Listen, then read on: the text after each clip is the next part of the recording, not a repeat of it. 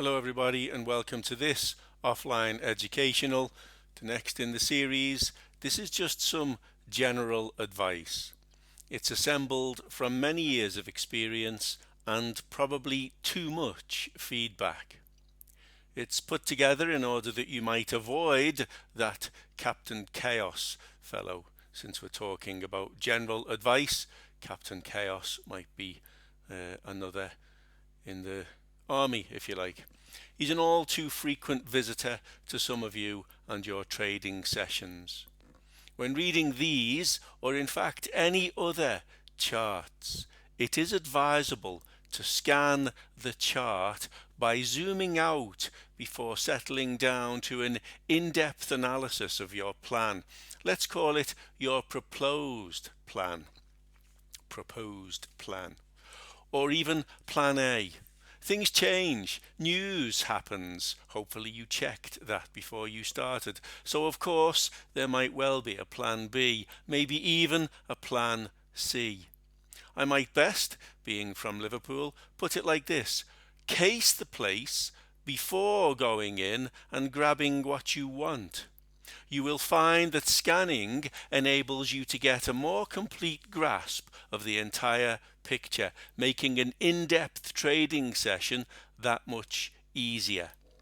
So zoom out and let's have a look. Where is the support and the resistance? Why is it there? Let's look at where these lines are being tested and what these lines are.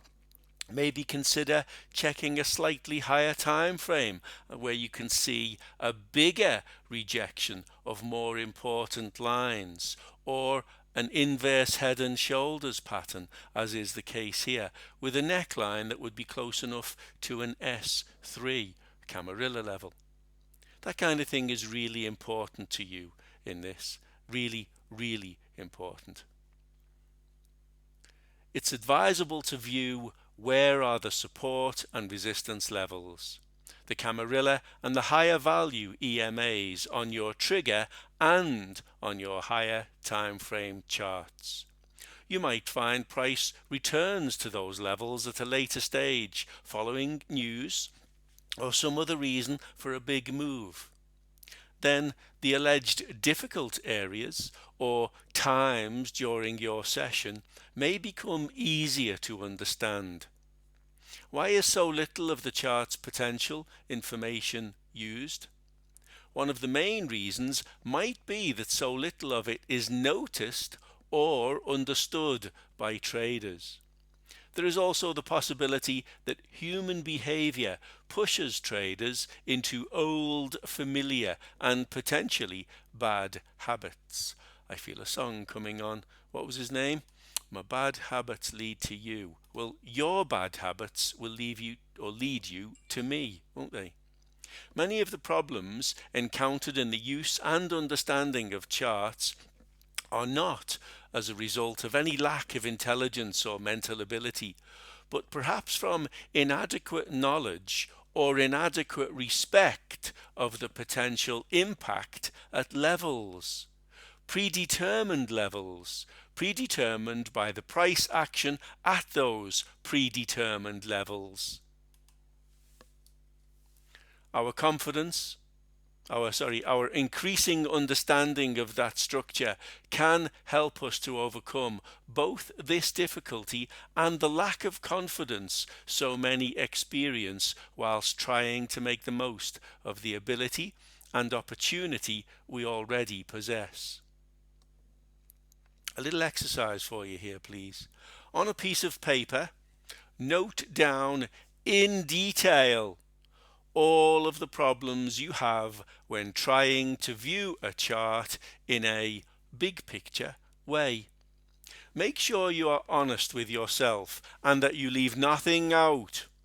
The more you bring problems to light, the easier it will be for you to work on solving them as you progress through your trading journey. This list of problems you are going to write, it is not designed to highlight good or bad in terms of the size nor the content of the list. So it has neither good nor bad consequences attached. Simply, it's going to serve as a baseline from which you are able to improve. No matter where your starting point might be, we need that baseline for you to work on improvement. Remember that everybody's brain works different, and we have so many different opinions, thoughts, and indeed special learning needs, sometimes for given subjects. So maybe keep your list to yourself and focus on you. It is, and it should be, always about you, not just the day with the crappy old song and a cake. Understand?